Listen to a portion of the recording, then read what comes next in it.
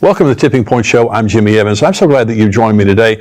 I have a very special guest with me today. We're going to be talking about current events in Israel. He is a correspondent over there, a journalist, and he is right in the middle of everything that's happening. We're going to be talking about some of the really very important things that are happening right now in the nation of Israel. It's my blessing now to introduce our guest. I'm pleased today to have joining me on the show Brian Schrager. He has worked as a journalist in Israel since 2014, serving for 2 years as the head of the news division for Bridges for Peace, and until 2021 is the bureau chief for USA Radio Network. Throughout the years, Brian has also written a number of news reports and analyses, most of which have been published by the Jerusalem Post. Today, he continues to work as a freelance journalist covering a range of topics, from exposés of Palestinian Christian anti-Semitism to regional analyses and unique Israel topics of interest to both Jewish and Christian readers. He's joining me today to talk about current events in Israel. Brian, thank you for joining me. Thank you. Yeah, great to be with you, Jimmy. So you're there. Are you in Jerusalem right now? I'm actually in Bethlehem right now. I live in Jerusalem, but I keep a place in Bethlehem. Oh, that's great. Well, thank you for joining me. You know, there's so much going on over there, Brian, and of course you've been a journalist over there for quite a while, and you know, you've seen all these things progress. Now, what's going on in Israel's government that you've had 38 weeks of protest?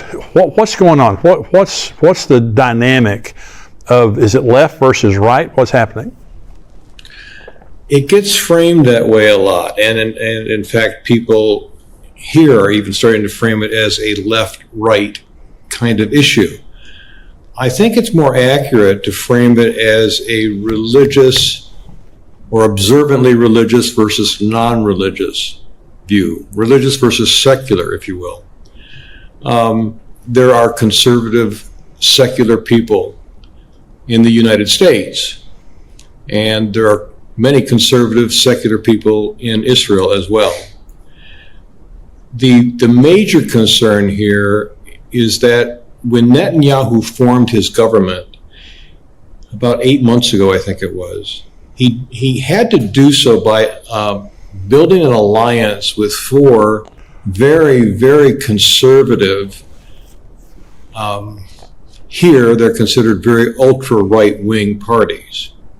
2 of them are religious in terms of explicitly they're what they're called Haredim, ultra-Orthodox, and the other 2 are more politically oriented in terms of being pro-Zionist, and we're going to take back the land, we'll do whatever it takes to get it. These are groups that have never been in power before. In every other coalition that Netanyahu has had in past governments, he always had a center or more liberal, non-religious party that was part of his coalition. In those cases, he could tell people that were on the religious side of things that I can't, because if I do that, I'm going to lose my coalition. He doesn't have that card to play anymore. Today, he has nobody to offset their agenda. And this is a cause of great concern to many people in Israel who fear the imposition of a kind of religious theocracy, if you will. Well, Ben-Gvir, and so that ultra right-wing, the fear of the left and the protests, a lot of that is spurred by the fact that they fear that religious party is going to try to impose basically Judaic law on them, right? Yes, controlling who is Jewish or not, which is a big deal here. And determining whether or not people have the right to make aliyah, controlling marriage. It basically would take the fears that the government would become not a liberal democracy. Right. Yeah, I would have the same fear. I mean, I don't know if I would, go out and do what these people are doing for 38 weeks. But even if it were a Muslim, nation or whatever, anytime, radicals like that, the extremists take over, you basically are living under, a theocracy. And that's a scary thing for a lot of people. So what do you think, Brian? What do you think that Netanyahu accomplished on his trip to the UN last week? He actually accomplished quite a bit. He really, his speech at the United Nations was a big hit because of his announcement of the imminent peace war with Saudi Arabia, normalization relationships, and with that announcement, he's saying he can bring in other neighboring Arab nations, and instead of the old dynamic where there was war and constant fear of conflict, that now they can work together for peace and prosperity. The old paradigm was that in order for there to be normalization with Arab states, there first had to be a solution to the so-called Palestinian problem. And what he's done is he's reversed that dynamic, and he is saying, no, we can have normalization first, and then we can address that problem. And so the Palestinian issue does not have to be solved before we have normalization. It still needs to be addressed, but it can be addressed after. And that appears to be the direction in which negotiations are going.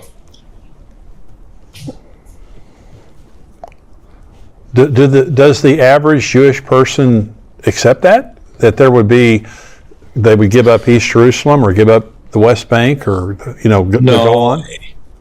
No, they don't.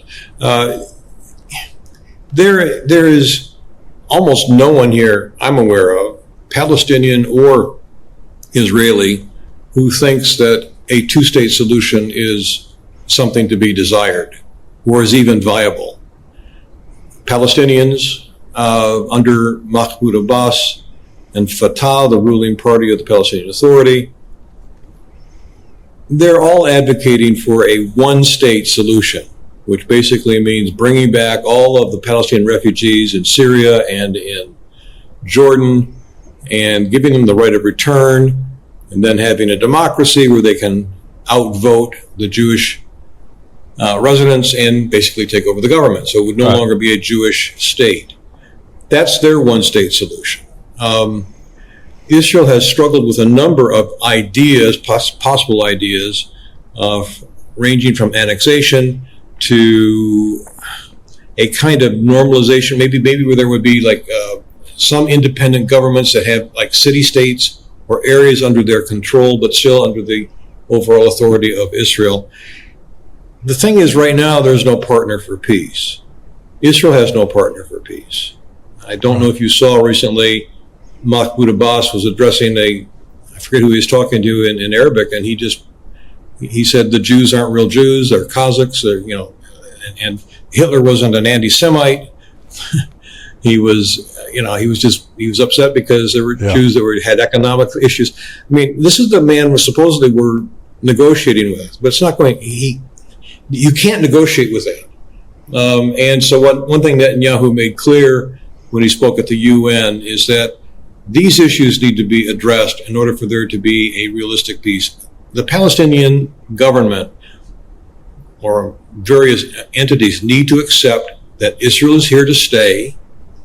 They need to accept it as a Jewish state, and they need to stop paying terrorists a retirement income for life when they murder Israelis. My new book, End Times Answers, is out. It was released last week, 100 real questions from real people, and these are the questions from subscribers that I've answered over the years. Now, we broke these down into categories, and so let me just tell you what some of the categories are.